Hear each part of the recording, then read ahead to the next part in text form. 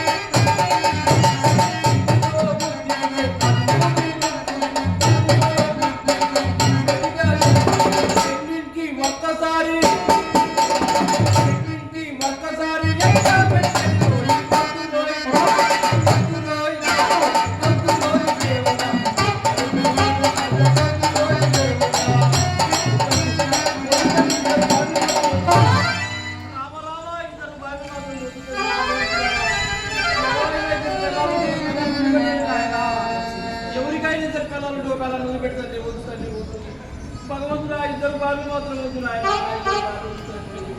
రామ రామ రామ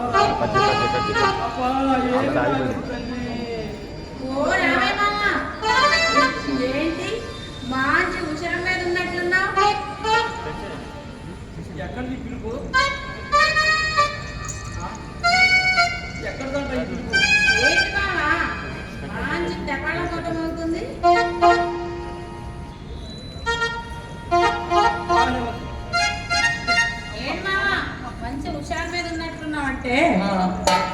అది కాదు మంచిది. ఆ ఇద్దరు పిల్లలతో పోతే నా ఈ విమానం మొత్తం పోతుంటే ఈ దీపాలు కలుపుతూ నేర్చుకుంటున్నాను మంచిది. ఉత్తరాయణం చెప్పమ్మని దక్షిణాంచి ఇంకొకమ్మని తెచ్చి మెడకు తగిలించుకోలేకపోయావు, లాలి ఆడించుకోలేకపోయావు. లాలంట లాలి ఇది పెద్ద శుభకార్యం మనకు వచ్చేది కాదు.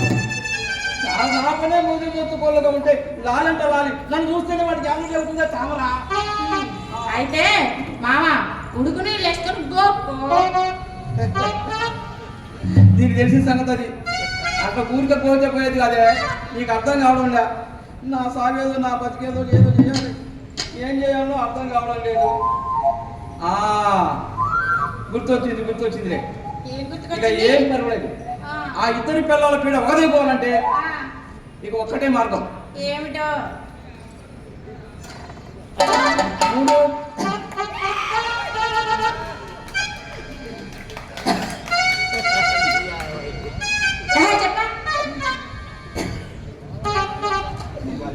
మూడో పెళ్లి చేసుకుంటా. అవునవును అలాగే తగలబడ్డా. మూడో పెళ్లి చేసుకో, గడకాయ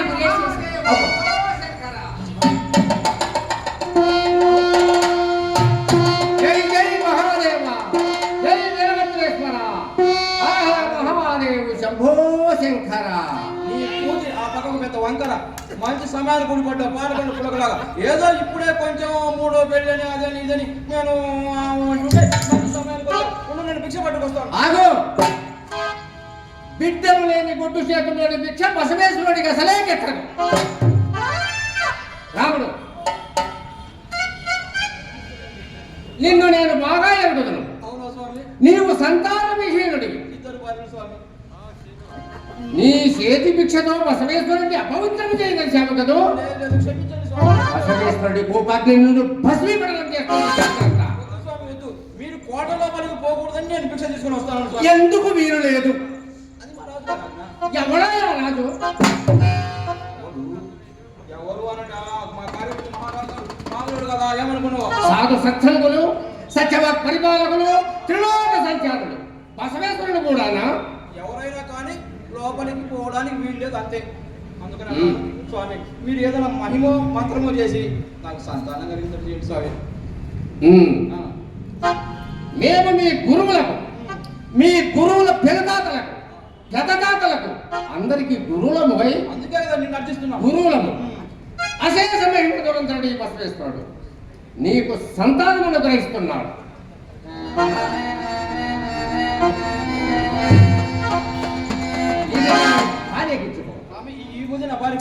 ఎంత సంతానం కావాలన్నా కలుగుతుంది, ఎంతమంది కావాలంటే ఎంతమంది కావాలన్నా కలుగుతుంది. ఈ ఊరు మొత్తం మన సంతానం ఉన్నారు ఏమనుకున్నావు? పుట్టే బిడ్డలందరికీ బసవేశ్వరుడు పేరు పెట్టు. ఏం సందేహిస్తున్నావు? కొంతమందికి మయ్య పేరు, కొంతమంది మొమ్మ పేరు పెట్టుకుంటున్నాను. సరే, మొదట పుట్టిన సంతానానికి బసవేశ్వరుడు సరేనా? మీరు మంచి సమయానికి వచ్చారు. మహారాజు గారు వాళ్ళదేవి గారు ఇప్పుడు యువరాజు వారిని జలకాలాడించి ఊళ్ళో వేసి చక్కగా పాట పాడుతున్నారు. మీరు వెళ్ళామంటే మంచి మంచి మంచి మంచి బహుమానాలు. జై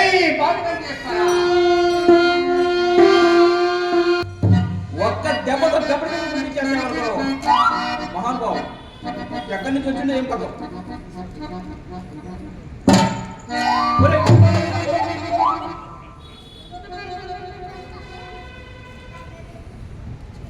అయినా ఈ బుద్ధి పిల్లలు పుడుతున్నట్టువా?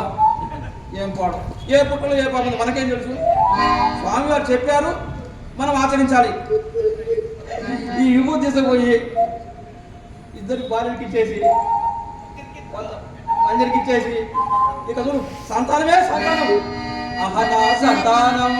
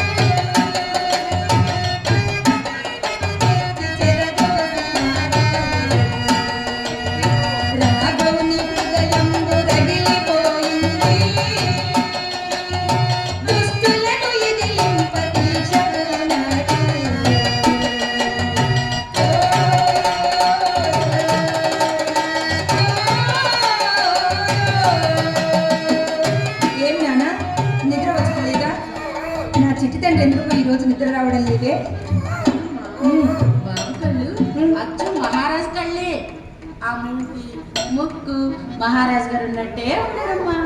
మంచిది. కనుక కన్ను కన్ను ఒక్కగా నొక్క నలుసు ఈ సమయంలో వారా ఇంటి నుండిన ఈ పానుగంటి పట్టణం ఎన్ని ఉత్సవాలు ఎన్ని ఊరేగింపులు జరిగి ఉండేది. సంతోష సమయాలలో అలా కన్నీరు పెట్టుకోవాలి. ఏమని అన్ని కూడా జయించారంటమ్మా. తిండి పుట్టిందలో మన వారికి విజయం కలిగిందా? ఎంత శుభవార్త చెప్పావే మంజరి.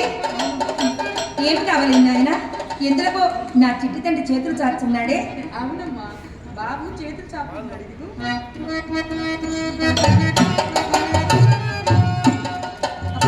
ఎంత అందంగా ఉంది. మంచిది. ఎవరో బస్సు ఉన్నారు. నీకు లోపలికి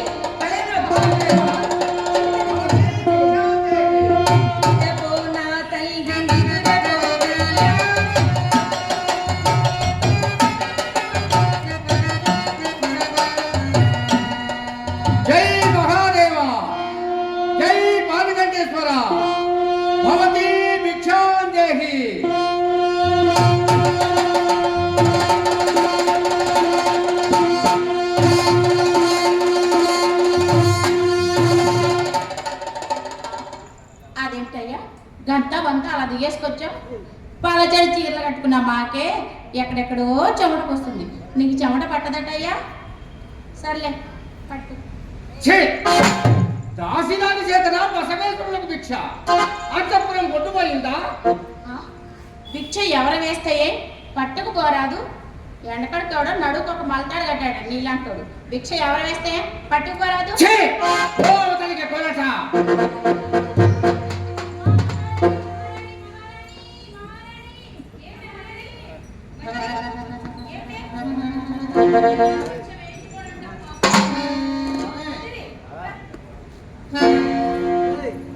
మంత్రి, ఎప్పుడు కొంట మాటలేనా? బసవ భక్తులు అవమానించకూడదు. బసవ భక్తుల కోపాగ్నికి ప్రపంచ సామ్రాజ్యములు సైతం గడ్డి పోస్తో సమానమే. వారిని అవమానించకూడదు. చెంపలు వేసు. నీవు లోనికేకి మరో పల్లెలలో దుక్కులను కూడా నింపుకొని రమ్ము. వస్త్రదానం కూడా చేయాలి. వెళ్ళు. సరే అమ్మా. ఇంకేమంటే తీసుకొస్తా. నేను భిక్ష వేస్తాను కనుక దుక్కులను తీసుకొని రమ్ము. క్షమించండి ప్రభు. మంచి తెబ్బలు తిని అంతఃపుర కాంతలపైన మీ ఆగ్రహం క్షమింపుడు. క్షమింపుడు. రాజ్యకాంక్షతో కళ్ళు మూతలు పడిపోయినాయి కాబోలు. గంటలు కాస్త విదిలిస్తే గాని దుమ్ము వదలటం.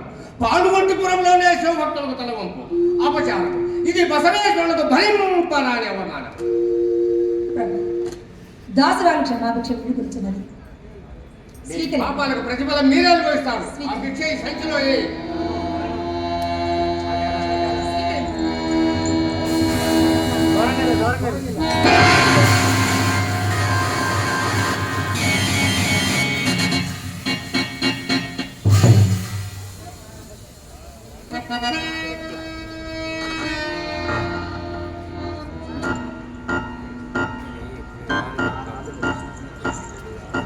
స్వామి, ఈ గేరు దాటి వచ్చటకు నా ప్రాణేశ్వరుడు అనుకునలేదు. ఇది వారి తుమ్ములకు పోయినప్పుడు విధించిపోయినది. కావున ఈ భిక్షను స్వీకరించండి. నీ ప్రాణేశ్వరుని సంతోషపెట్టడం కోసం నిన్ను, నీ ప్రాణేశ్వరుని, నీ సామ్రాజ్యాన్ని రక్షిస్తున్న శంభునే తిరస్కరిస్తున్నావు అన్నమాట. మహారాణి, ఆలోచించుకో. బసవ భక్తులకు అవసరం కలిగించిన వాళ్ళు చక్రవర్తులైన తప్పదు. చెప్పు, కడప నాటి యువతలకు వచ్చి భిక్ష వేస్తావా? పంచపురాటి క్షణాన్ని శ్మశానం చేయమన్నామా? స్వామి, భక్తుల మాట జమదాటుట పానుగంటి రాణుల వాడుకలో లేని మాట. స్వామి, సూర్య చంద్రులెల్లరూ చూచుచుండ పానుగంటీశ్వర సాక్షి పలుకుచుండ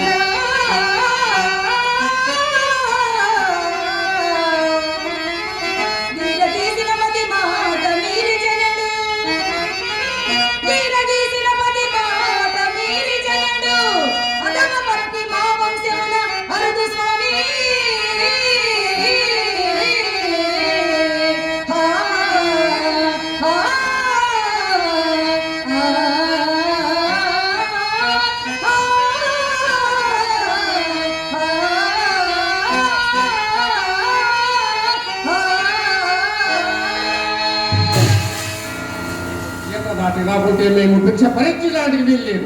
లేవంటావు పానుగంటి పరమేశ్వర, ఏమి పరీక్ష? నా భర్తగా ఈ బసవేశ్వరుని భిక్ష వేయకుండా వెనుక పంపిన శివదోషం అంటూనేమో. పానుగంటి పసి, నీవే శరణం, నీవే శరణం, నీవే స్వామి.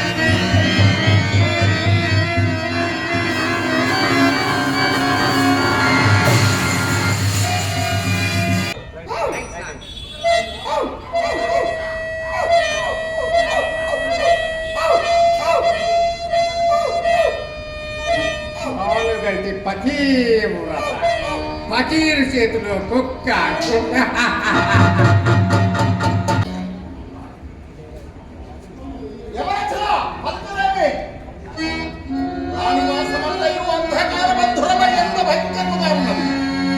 రక్కసినములు తిరుగుతున్న అంధకార ప్రపంచమోలే రాణి వాసమనేడుతూ రమణీయతరహాసరాగిణి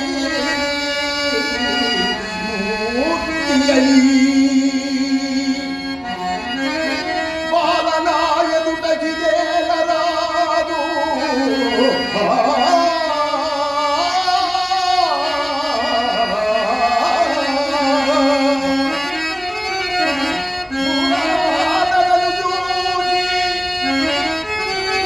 దూరానదను దూచి తన కలిగిన బలి ధరిదాన ఆడుచుద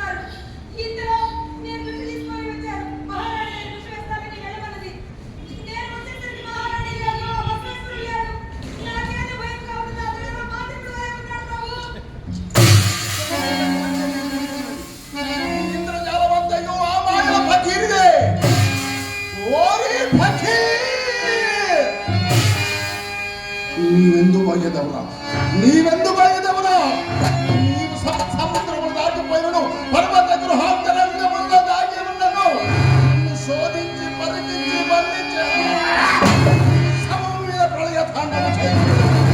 సేన నాయకులారా బ్రోహింపుడు యుద్ధమేరి పాలు వంటి రాజ్యములకు కలిగిన ఈ అవమానము పాలు వంటి వీరులకు రక్తపూరితముతోను విజయలక్ష్మి కళాఖరీక్షతో మాసిపోవలయము. లేదో